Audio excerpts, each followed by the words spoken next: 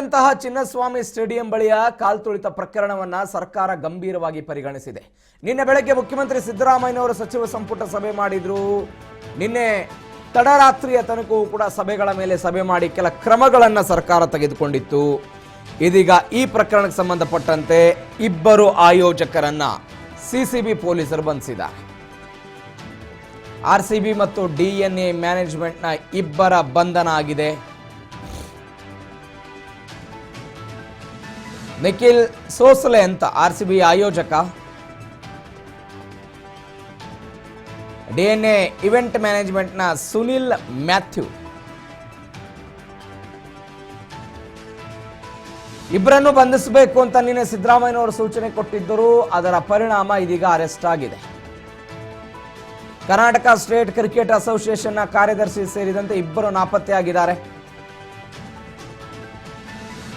ನಿನ್ನೆ ರಾತ್ರಿ ಅವರನ್ನ ವಿಚಾರಣೆ ಮಾಡಿದ್ದಾರೆ, ವಶಕ್ಕೆ ತೆಗೆದುಕೊಂಡು.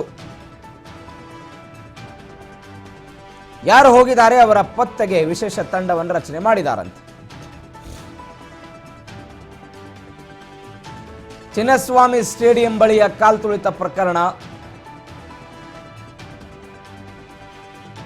ಅವರನ್ನ ಬಂಧಿಸಬೇಕು ಅಂತ ಸಿದ್ದರಾಮಯ್ಯನವರು ನಿನ್ನೆ ಕಟ್ಟುನಿಟ್ಟಾದ ಸೂಚನೆ ಕೊಟ್ಟಿದ್ರು.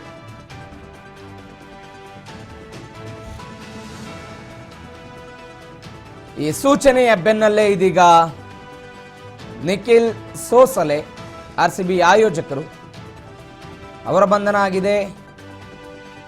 ಡಿಎನ್ಎ ಇವೆಂಟ್ ಮ್ಯಾನೇಜ್ಮೆಂಟ್ನ ಸುನಿಲ್ ಮ್ಯಾಥ್ಯೂ ಅಂತ ಇವರಿಬ್ಬರು ಲಾಕ್ ಆಗಿದ್ದಾರೆ. ಅಂದ್ರೆ ಬೆಳಗ್ಗೆ 6:30 ಆರ್ಸಿಬಿ ಕಡೆಯಿಂದ ಒಂದು ಪೋಸ್ಟ್ ಆಗುತ್ತೆ. ಆ ಪೋಸ್ಟ್ ವೈರಲ್ ಆಗಿ ಆ ಪೋಸ್ಟರ್ನಿಂದಲೇ ಸಿಕ್ಕಾಪಟ್ಟೆ ಜನ ಸೇರಿದ್ರು. ಅದೇ ಇದಕ್ಕೆ ಕಾರಣ ಅಂತ. ಪೊಲೀಸರು ಚಿನ್ನಸ್ವಾಮಿ ಸ್ಟೇಡಿಯಂನಲ್ಲಿ ಕಾರ್ಯಕ್ರಮವನ್ನು ಆಯೋಜನೆ ಮಾಡೋದಕ್ಕೆ ಪರ್ಮಿಷನ್ ಅನ್ನು ಕೊಟ್ಟಿರಲಿಲ್ಲ. ಅದರ ಬಗ್ಗೆ ನಿನ್ನೆ ಆಗಿರುವಂತಹ FIR ನಲ್ಲಿ ಉಲ್ಲೇಖ ಆಗಿದೆ. 3ನೇ ತಾರೀಕಿನ ರಾತ್ರಿ ಕರ್ನಾಟಕ ಸೇರಿದಂತೆ ವಿವಿಧ ಭಾಗಗಳಲ್ಲಿ ಸಂಭ್ರಮಾಚರಣೆ ಇತ್ತು. ಬೆಂಗಳೂರಿನಲ್ಲೂ ಕೂಡ ಜನ ಸಂಭ್ರಮಾಚರಣೆಯಲ್ಲಿದ್ದರು. ಬೆಳತನಕ ಸಂಭ್ರಮಾಚರಣೆ ಮಾಡಿದ್ದಾರೆ. ಪೊಲೀಸರು ಕೂಡ ಡ್ಯೂಟಿ ಮಾಡಿದ್ದಾರೆ. ಇಂಥ ಸಂದರ್ಭದಲ್ಲಿ ಮಾರನೇ ದಿನ ಬೆಳಗ್ಗೆ ಅಥವಾ ರಾತ್ರಿ ಇಂಥದ್ದೊಂದು ಕಾರ್ಯಕ್ರಮವನ್ನು ಮಾಡಬೇಕು ಅನ್ನುವಂತಹ ಆಲೋಚನೆ ಬಂದಾಗ ನಮಗೆ ಸೂಕ್ತ ಬಂದೋಬಸ್ತನ್ನು ಕೊಡೋದಕ್ಕೆ ಸಾಧ್ಯ ಆಗೋದಿಲ್ಲ. ಹೀಗಾಗಿ ಈ ಕಾರ್ಯಕ್ರಮವನ್ನು ರದ್ದುಗೊಳಿಸಬೇಕು ಅಂತ ಪೊಲೀಸ್ ಇಲಾಖೆ ಲಿಖಿತ ಉತ್ತರದಲ್ಲಿ ಹೇಳುತ್ತೆ. ಆದರೆ ನಾವು ಸಮಾನಾಂತರ ಉದ್ದೇಶದಿಂದ ಈ ಕಾರ್ಯಕ್ರಮವನ್ನು ಮಾಡಬೇಕು ಅಂತ ಆರ್ಸಿಬಿ ಅವರು ಏನೋ ಹೇಳಿದ್ರಂತೆ. 33,000 ಕೆಪಾಸಿಟಿ ಇರುವಂತಹ ಚಿನ್ನಸ್ವಾಮಿ ಸ್ಟೇಡಿಯಂ ಬಳಿ 2 ಲಕ್ಷ ಜನ ಬಂದಿದ್ರು ಅಂತ ಡೀಟೇಲ್ಸ್ಗಳು ಬರ್ತಾ ಇದೆ. ಹೀಗಾಗಿ ಅವರನ್ನ ಹೊಣೆಗಾರರನ್ನಾಗಿ ಮಾಡಿ ಇದೀಗ ಅವರ ವಿರುದ್ಧ FIR ಕೂಡ ದಾಖಲಾಗಿದೆ. ಅವರನ್ನ ಬಂಧಿಸಬೇಕು ಅಂತ ಸಿದ್ದರಾಮಯ್ಯನವರು ಹೇಳಿದ್ರು. ಇವೆಲ್ಲವೂ ಬೆಳವಣಿಗೆ ಆಗಿರೋದು. ನಿನ್ನೆ FIR ಕೂಡ ದಾಖಲಾಗಿದೆ. ಕೋರ್ಟ್ ಸರ್ಕಾರಕ್ಕೆ ಚಿಮಾರಿ ಹಾಕಿದೆ. PIL ಅನ್ನು ದಾಖಲು ಮಾಡಿಕೊಂಡು ಸರ್ಕಾರಕ್ಕೊಂದು ನೋಟಿಸನ್ನು ಕೂಡ ಜಾರಿ ಮಾಡಿರೋದು. ಏನಾಯಿತು, ಯಾವ ಕಾರಣಕ್ಕಾಗಿ ಸತ್ತಿದ್ದಾರೆ, ವರದಿ ಬೇಕು ಅಂತ ಕೋರ್ಟ್ ಕೇಳಿದೆ. ಇವೆಲ್ಲದರ ನಡುವೆ ಸಿದ್ದರಾಮಯ್ಯನವರ ನೇತೃತ್ವದ ಸರ್ಕಾರ ಕೆಲ ಕ್ರಮಗಳನ್ನು ತೆಗೆದುಕೊಳ್ಳುವುದಕ್ಕೆ ಮುಂದಾಗಿದೆ. ಇದೀಗ ಇಬ್ಬರು ಆಯೋಜಕರನ್ನ ಸಿಸಿಬಿ ಅವರು ಬಂಧಿಸಿದ್ದಾರೆ. ಅಂದರೆ ಸರ್ಕಾರದ ವಾದ, ವಿಧಾನಸೌಧದ ಮೆಟ್ಟಿಲುಗಳ ಮೇಲೆ ಕಾರ್ಯಕ್ರಮವನ್ನು ಮಾಡಿದಾಗ ಅಲ್ಲಿ ಯಾವುದೇ ತೊಂದರೆ ಆಗಿಲ್ಲ, ಇದು ನಮಗೆ ಚಿನ್ನಸ್ವಾಮಿ ಸ್ಟೇಡಿಯಂನಲ್ಲಿ ಆಗಿರುವಂತಹ ವ್ಯಾಪ್ತಿ ಬೇರೆ ಇದೆ, ಅದು ನಮಗೆ ಗೊತ್ತಿಲ್ಲ ಅಂತ ಸರ್ಕಾರದ ವಾದ. ಹೀಗಾಗಿ ಕ್ರಮವನ್ನು ತೆಗೆದುಕೊಂಡಿದ್ದಾರೆ. ಮತ್ತೊಂದು ಕಡೆ ಪೊಲೀಸ್ ಅಧಿಕಾರಿಗಳ ಅಮಾನತಾಗಿದೆ. ಈ ಪ್ರಕರಣಗಳಲ್ಲಿ ವ್ಯಾಪಕವಾದಂಥ ವಿರೋಧ ವ್ಯಕ್ತವಾಗ್ತಾ ಇದೆ ಸರ್ಕಾರದ ನಡೆಗೆ.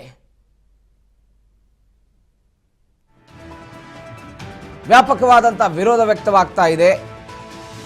ಅದಕ್ಕೆ ಅವರು ಸಮರ್ಥನೆ ಕೊಡ್ತಾ ಇದ್ದಾರೆ.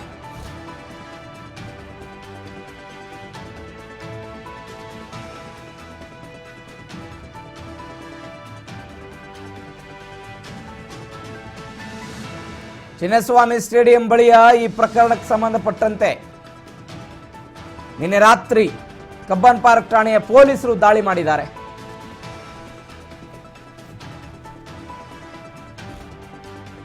ಕರ್ನಾಟಕ ಸ್ಟೇಟ್ ಕ್ರಿಕೆಟ್ ಅಸೋಸಿಯೇಷನ್ನ ಕಾರ್ಯದರ್ಶಿ ಮತ್ತು ಖಜಾಂಚಿ ಸೇರಿ ಇಬ್ಬರು ನಾಪತ್ತೆ ಆಗಿರೋದು.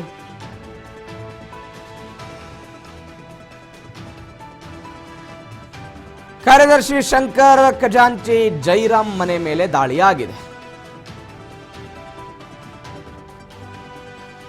ಕಬ್ಬನ್ ಪಾರ್ಕ್ ಠಾಣೆ ಪೊಲೀಸರು ನಿನ್ನೆ ರಾತ್ರಿ ದಾಳಿಯನ್ನು ನಡೆಸಿರೋದು.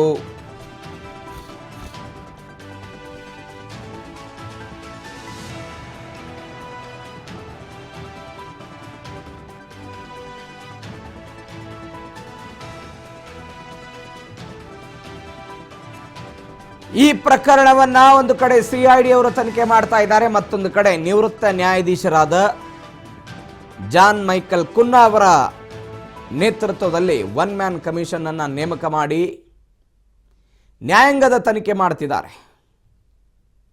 ಇದರ ನಡುವೆ ಖಜಾಂಚಿ ಮತ್ತು ಕಾರ್ಯದರ್ಶಿಯವರ ಮನೆ ಮೇಲೆ ದಾಳಿಯಾಗಿದೆ.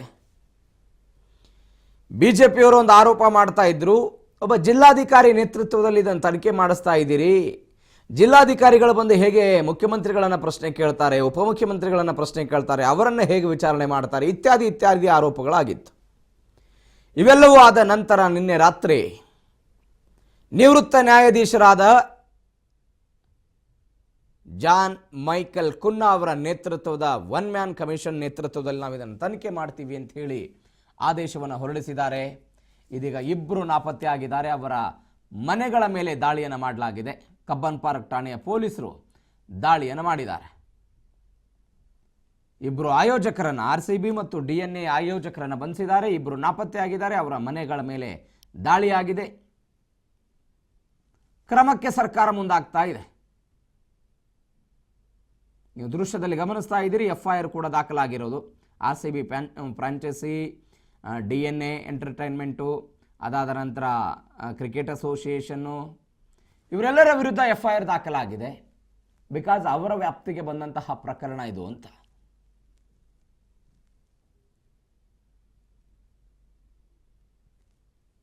ಸಾಮಾಜಿಕ ಜಾಲತಾಣದಲ್ಲೂ ಕೂಡ ವಿಪರೀತ ಚರ್ಚೆಗೆ ಕಾರಣವಾಗಿದೆ ಸರ್ಕಾರದ ನಡೆ.